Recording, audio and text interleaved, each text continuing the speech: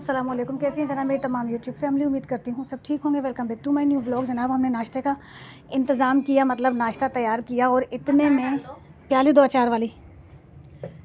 इतनी ही देर में जब मैं अचार की बाल्टी निकालने लगी अचार प्याली में डालने के लिए, तो मुझे पता चला कि जिधर मैं बैठी हूँ वहाँ छिपकली है। जी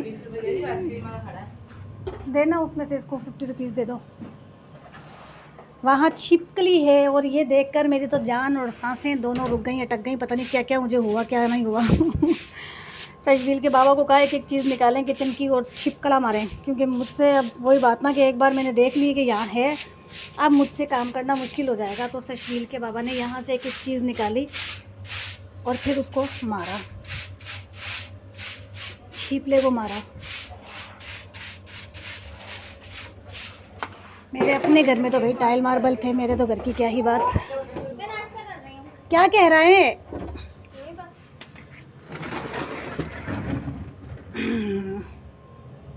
अब यहाँ है मेरा अचार, ये लें जी अचार। बिस्मिल्लाहिर्रहमानिर्रहीम। यकीन माने अल्लाह ने बड़ी खूबसूरती डाली है मेरे अचार में, माशाल्लाह ला हौल वला कुव्वत। और जितनी बार मैं अचार की बाल्टी खोलती हूँ मैं बानू भाई को दुआएं देती हूँ, क्योंकि मुझे अचार डालना उन्होंने सिखाया था। बहुत ही मज़ेदार और बेहतरीन अचार मेरा। और उसको अंदर रखा है। आज पराठे मैंने बनाए, मैंने। आगे देखिए, निकाल लो फ्रिज में से।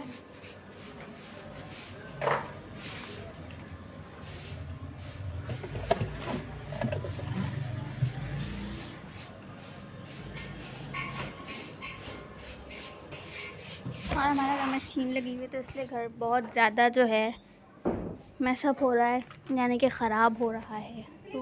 रूम तो सही कर लिया है मम्मा ने। आज ये वाली चादर लगाई है मम्मा ने। बाबा आ जाओ, नाश्ता कर लो।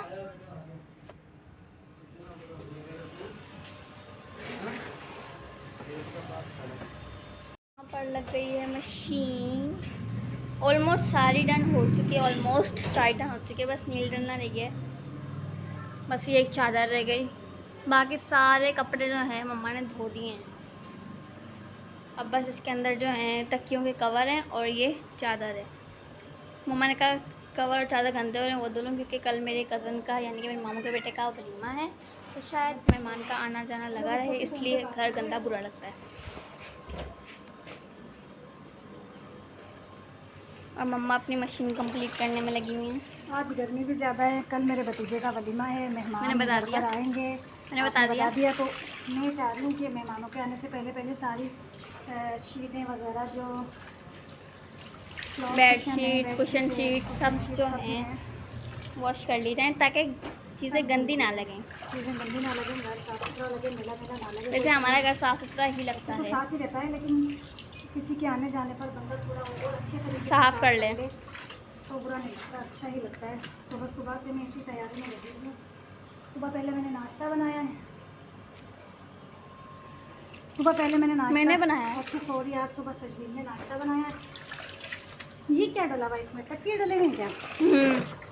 बस वो बेडशीट रह गई। नाश्ता सजवीर ने बनाया है और रूम की जो शीटें वगैरह हैं वो मैंने चेंज की हैं। रूम को मैंने साफ़ किया, मशीन लगाने के बाद मैं रूम साफ़ करने लग गई थी, तो सजवीर ने फिर पराठे बना लिए और चाय बना ली। मेरा नाश्ता बना लिया। बुलाओ मत, तो सुबह सुबह कर चल जाते हैं। वैसे एक बात है, मशीन लगाते हुए हमें हमारी फातिमा बहुत याद आती है। मैं जब भी मशीन लगाती हूँ ना, सजवीर सही कह रही हैं, मुझे मेरी फातिमा इतनी याद आती है। मम्मा सिर्फ मशीन लगाती थी, बाकी सारा काम उसका होता था। मशीन सिर्फ ऐसे काम देती थी और फिर मैं अपने और कामों में लग जाती थी। वो सारे कपड़े धो लिया करती थी, साफ़ सुथरे कर लिया करती थी, मतलब मुझे किसी चीज़ की टेंशन वो होने नहीं देती थी। फातिमा जैसी फातिमा कहाँ मिलती हैं, फातिमा जैसी वाकई। तो वो मेरे घर की मासी नहीं थी, मेड नहीं थी, वो मेरा और उसका जो रिश्ता था वो इंसानियत का था, एक इंसानियत का भी रिश्ता था। हम बहनों की तरह रहते थे।